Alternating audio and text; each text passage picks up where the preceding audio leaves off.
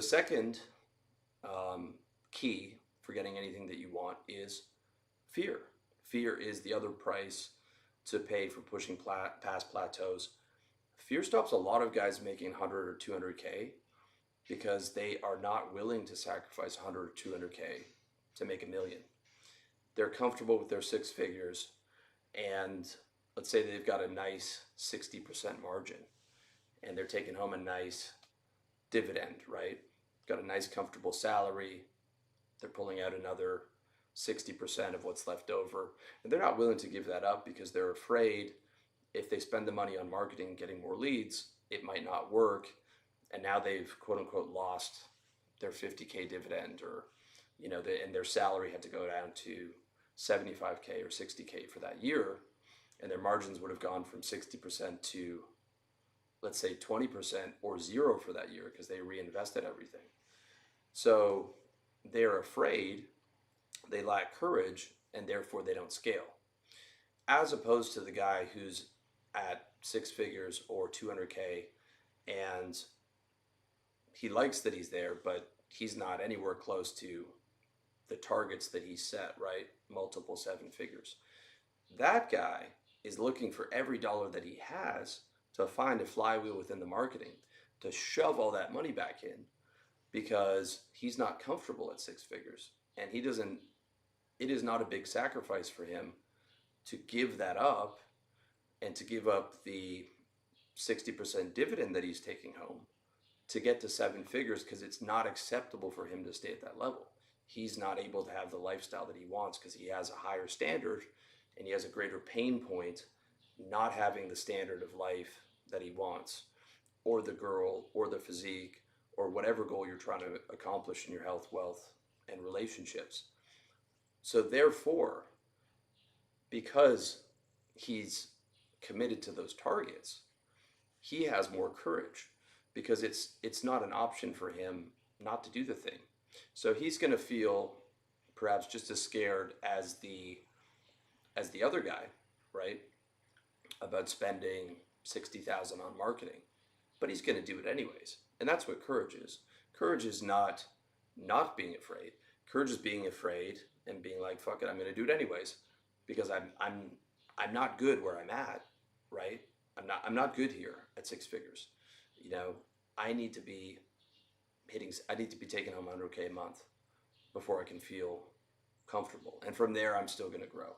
But from there, growing is a lot easier because you can spend 30K a month on marketing and still be taking home a good amount of money. Everything gets less riskier in a sense, the greater your wealth is, right? You can put $1 million on a business, right? And if it doesn't work, well, you're still a decade millionaire, right? It's not going to affect your lifestyle. It's more in the earlier stages when more courage is required. It takes courage just to start the business, and then it takes, courage to scale, and it's sort of less courageous the higher you go up. But at every level, there's courage required, and that stops a tremendous amount of guys from going from 6 to 7 or even 7 to 8, because a lot of guys have good businesses that are working with a good system. They just don't have the balls to put more money back in to scale it, or to take it out if that business is maxed out and put it into something else and grow that. Because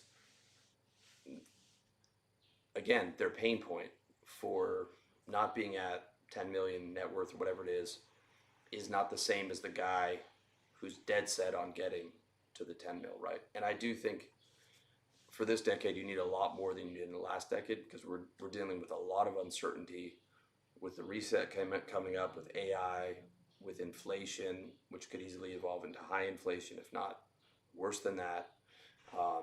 I've got 2 courses coming out on that, the net worth course and the Thrival during the reset course.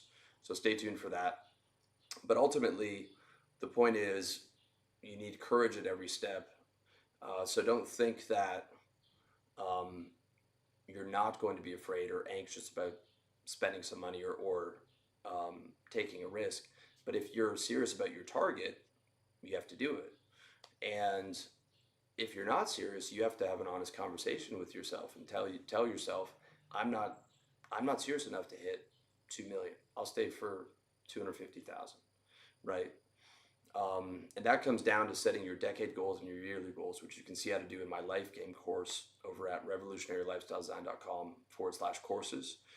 And I think it's extremely important to set your goals a decade from now and then work backwards each year so that your revenue targets line up, right? Let's say you start at your goal for this year is 30K, and then 60K, and then 90K, and then 180, and so on and so forth, to where 10 years in, you're at the decade long revenue goal that you want to be financially secure, and you're taking it really seriously. Then when you take those goals seriously, you are required to have courage. You're not required not to be afraid. You're going to be afraid. You're just required to do it anyways, right? Unless you think you have something better to invest in. If this is your best thing, you hire the marketing expert to run your ads. If it doesn't work out, you hire the next one and the next one, or you tweak your offer. And so instead of worried about, oh, am I going to lose this $4,000?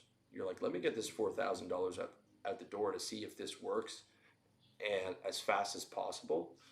And, if it doesn't, over a month or two testing, immediately cut it off and take that and put it into the next guy or the next initiative. And at the end of the day, that might not have worked, but you've at least opened a door and closed a door. And there's another 10 doors that you could open one after the other to see if there's money there, right? And there's a benefit in having 5 of those doors closed, right? Because you at least know it's not in those doors. But I've got another 5, and the more that I open, the closer I'm getting to getting this money, right?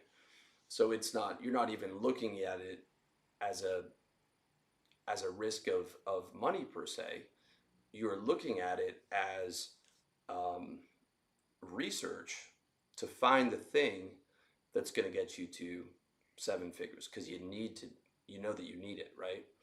And that, I think, is what separates a lot of the winners and losers. I mean, Jeff Bezos could have sold Amazon in the late 90s in the tech boom and made 20 million and coasted, but it wasn't an option for him not to be a billionaire, right? And so therefore he had to have the balls to just keep dumping everything back into Amazon until he got there. And from there, it wasn't an option for him not to have the biggest e-commerce company, because that's where he set his target. He probably had a tremendous amount of pain in his early life that got him to a place of having goals that are that big. And therefore, he had a lot higher pain than his competitors, and he had the higher pain tolerance to handle it. And he was that committed to the goals that he was forced to have the courage, even though he was surely scared at every level of the way, to reinvest and make it happen and to not quit. And I'm sure he, like almost every other entrepreneur, wanted to quit every month. He just didn't do it because he was committed to the target. So as your own boss, in some cases it's more difficult than working a job where your pain is compartmentalized and someone's telling you what to do, and all you have to do is do the things to make that person happy, and you get to keep your money. When you're your own boss, right, you have to serve your target. So the way that I think of things now is I've got my yearly targets and my decade targets, and those are my bosses. I serve them, and I'm working each day during the working part of my day before I get into the, at the end of the day, some leisure time. I'm working to serve those, right? And you should be thinking the same. And, that truly, in my opinion, assuming you have the right strategy, IQ, all these different things, that, I talk about all the specific tactics in the other videos and courses. I think it's those 2 things that separate the winners from the losers.